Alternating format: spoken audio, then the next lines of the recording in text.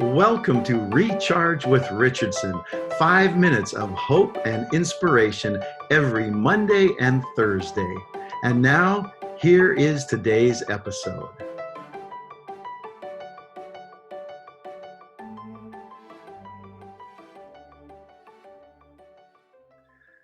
Well, it's just really great to be with you on this awesome Monday morning. And I want to welcome you to this episode of Recharge, which I've entitled Misdirected Zeal. It comes from Galatians chapter 4, verses 17 to 19. You know, this seems to be a time in the world when people are really looking for someone to follow. They're looking for some leader, some pop culture person, a musician, a movie star, whatever the case might be. You know, Twitter and how many people are following there, Facebook or Instagram or whatever the case might be. And it's all about followers and how many you have and who are you following, and they're so cool. And in the midst of this environment where people are so wrapped up in following humans, Paul has some really excellent advice here in Galatians chapter 4. And I want to give you a little bit of context of Galatians, because Galatians may be one of the very first books that was written in the New Testament. It was written before the temple was destroyed, and it's the first book that was written to a Gentile audience. The Christian believers in Galatia, the churches in Galatia, were from the Gentile audience, not from the Jewish culture. And so it's the first book written, and it was written to address an unfortunate situation, because Paul had come, he had taught the Galatians about Jesus Christ and how faith in Jesus is what saves them and frees them from all the obligation of trying to earn their salvation by good works, particularly by obeying the Mosaic ceremonial law, getting circumcised and all these different kinds of things. He said, no, when you put your faith in Jesus, you don't have to be circumcised anymore. And yet there were some people, some opponents that had come after Paul left, and they were now persuading the Galatians that yes, indeed, you do have to follow the Mosaic law and obey the ceremonies and get circumcised and so on. And they were trying to get the Galatians to follow them instead of what Paul had taught them. And so I want to read these verses and just meditate on them with you a little bit. In Galatians chapter 4:17, it says, "They zealously court you, but for no good. Yes, they want to exclude you, that you may be zealous for them." You see, this is talking about gaining followers for ourselves here. And then he goes on in verse 18, "But it is good to be zealous in a good thing always, and not only when I'm present with you. My little children, for whom I labor in birth, again until Christ is formed in you." And I just want to share some observations. These verses seem confusing and obscure at first, but when you really dig into them and take time with them, there's really some precious things that I just want to share.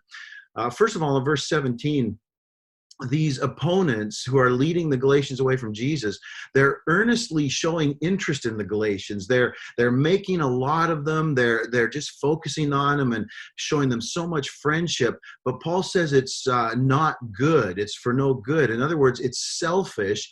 It has some nefarious purposes.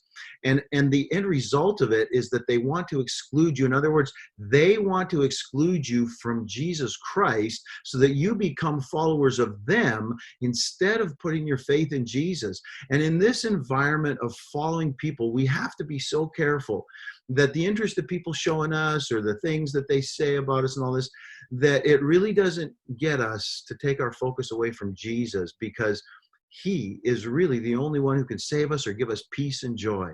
And so the lesson here is, if in verse 17, is if we start following people and not Jesus, they are going to lead us away from him.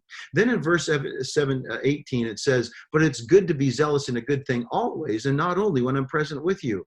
In other words, zeal, this earnest interest, it's good. To be focused on the right things. And it's wonderful to have that zeal. But the lessons here are that zeal must always bring us back ultimately to Jesus. And second of all, as Paul said, not only when I'm present with you, but when he's away, in other words, you need to keep your zeal good as well. So in other words, You got to be able to stand on your own 2 feet for yourself. You can't depend on a wonderful preacher. You can't depend on Paul to keep your zeal alive, to keep your focus on Jesus. You can't depend on Peter or whoever, but be able to have the courage of your convictions and keep your earnest desire for Jesus strong, even when nobody else is around. You got to be able to do it for yourself. And last of all, in verse 19, he says, my little children, for whom I labor in birth again until Christ is formed in you.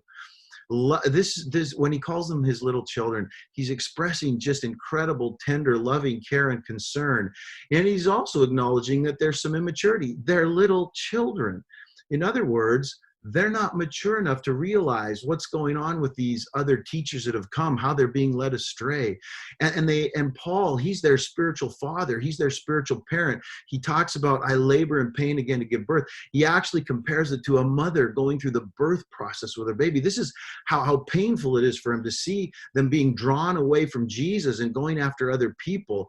And he's just expressing this love, and you know how much a mother cares for her child. This is Paul's care for them, but yet they're immature, and he wants them to grow to maturity. He wants Jesus to be formed in them. And that's the last lesson that I want you to get from verse 19, is that the ultimate goal in every believer's life is that we would be like Jesus. He says, I'm laboring in birth again until Christ is formed in you.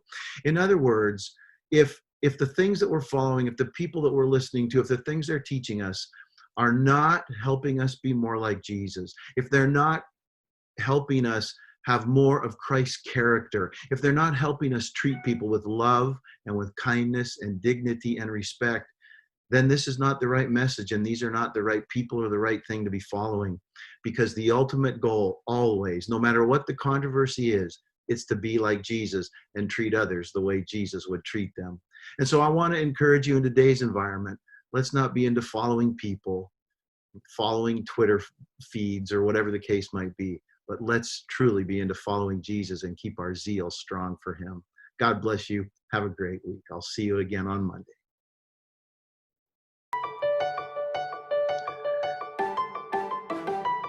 Thank you for joining us for Recharge with Richardson. Don't forget to join us for our next episode, and until then, may God fill you with joy and peace and hope.